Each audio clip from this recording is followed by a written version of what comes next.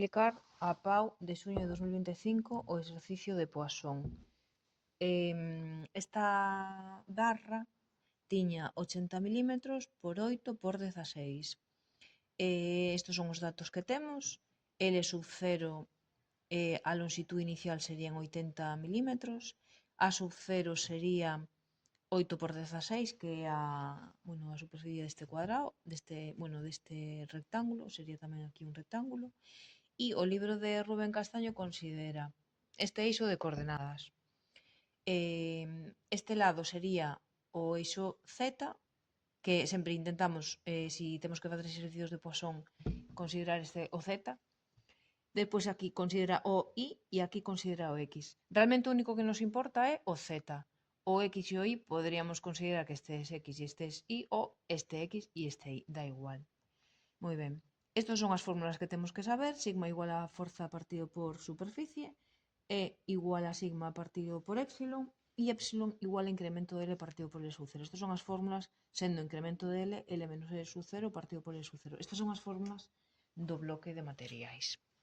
Nos pregunta, no exercicio 1, nos pregunta a deformación da barra na dirección axial e a longitude resultante.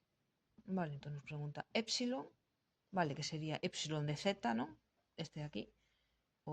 Se nos preguntan Poisson, temos que poñer os eixes, e se non nos preguntas Poisson non fai falta poñer os eixos. Épsilon de x, aplicamos as fórmulas que temos aquí. Entón temos que épsilon igual a sigma partido por E, forza partido por superficie partido por E, igual a 25.600 newtons partido por A sub 0, que é isto de aquí, 0,00128 metros cuadrados, 0,00128 metros cuadrados, e debaixo poñemos a E, que é 10,1 por 10 elevado a 10 pascales. Nos acordamos que un newton partido por un metro cuadrado igual a un pascal, vale?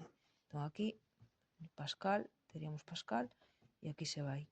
Isto sae que épsilon de z é igual a 0,00198. Recordamos que as deformacións non teñen unidades, porque a unidade e a unidade se vai.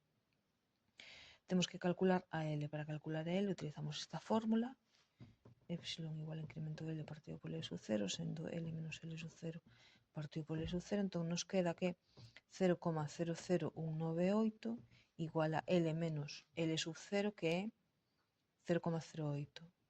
0,08 partido de 0,08, e nos queda que a longitude é igual a 0,080158 metros.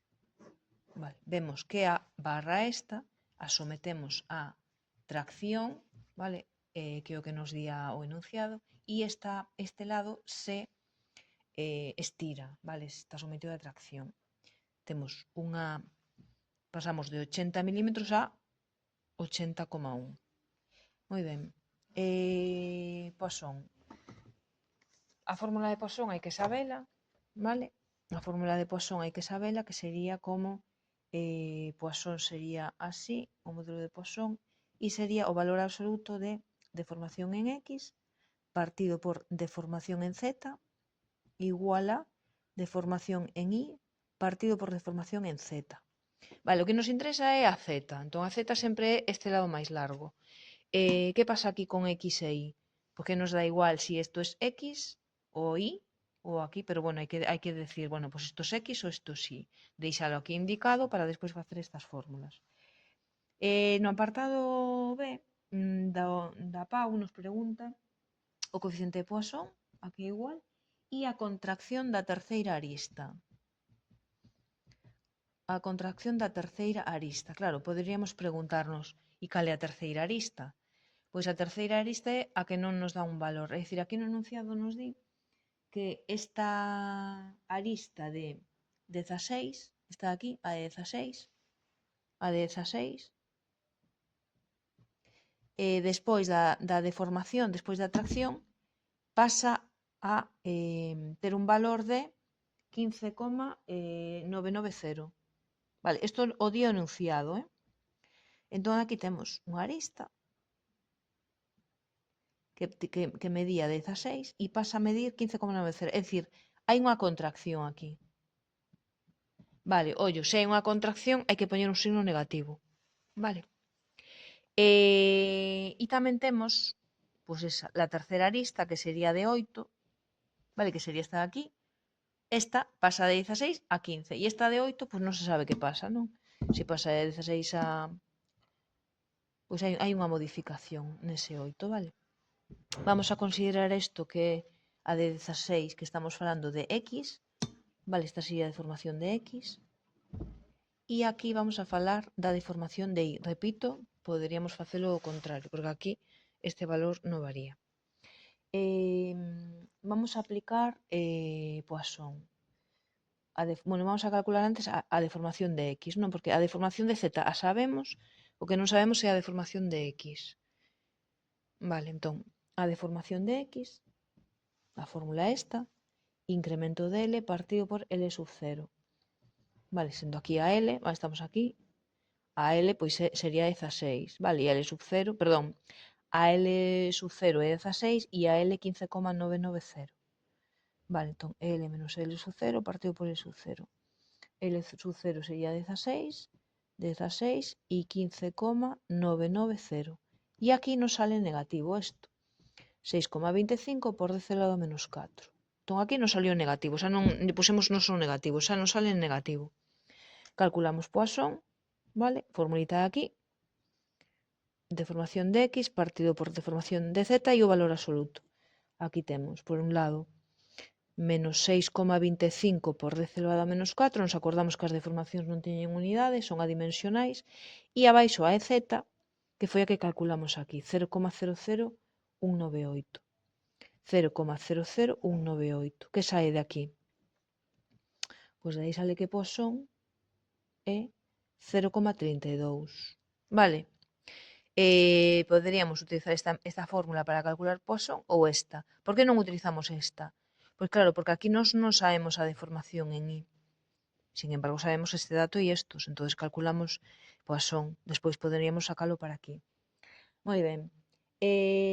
Nos pide a deformación en I, non? Contracción da terceira arista sería deformación en I. Vale? Bueno, non é a deformación en I, sería a longitude final de I, non? O que nos pide. Pero para eso temos que calcular epsilon de I. Vale. Vamos a ver se podemos facer aquí. Me queda un pouco mal aquí, pero bueno, vamos a facer aquí. Sabemos que isto é igual a epsilon de I, esta fórmula de I, partido por epsilon de Z. Entón sabemos que 0,32 igual a valor absoluto de epsilon de I partido por epsilon de Z, que era 0,00198. Vale? E epsilon de I sae que é 6,34 por 10 elevado a menos 4. Vale? Esta epsilon de I vamos a poñer que ten un signo negativo. Por qué? Porque esta está sometida a contracción e esta tamén vai estar sometida a contracción. Contracción, contracción e esta tracción. Entón, pois este epsilon de I vamos a poñelo negativo. Como facemos para calcular aquí a L de I?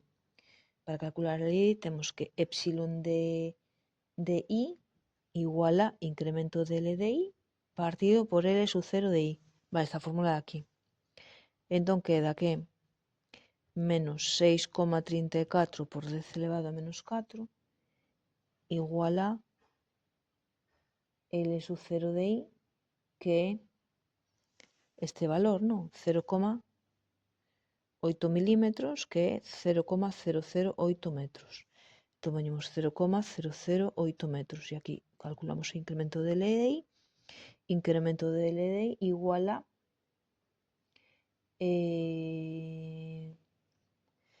menos 5,07, vamos a poner aquí incremento de L de I, menos 5,07 por 10 elevado a menos 6 metros. Vale. Logo temos incremento de L de I, que igual a L menos L sub 0, Entonces menos 5,07 por 10 elevado a menos 6 igual a L de I menos, bueno, aquí sería L de I menos L sub 0 de I, menos L sub 0 de I, que é 8, non? 8 milímetros, bueno, podemos facelo así milímetros. Bueno, 0,008 metros. Pasamos a despois nos queda que sería 7,995 milímetros. Vale, esta sería a deformación.